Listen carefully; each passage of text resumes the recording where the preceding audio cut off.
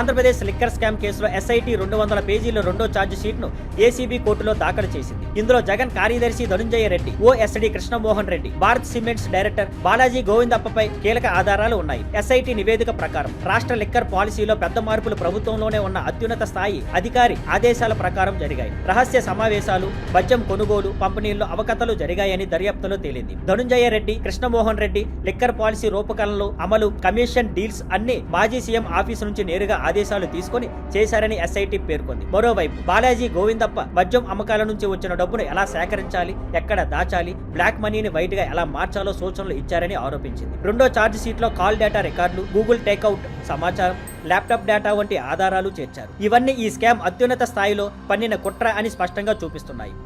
Thank you for watching. Please like, share and subscribe.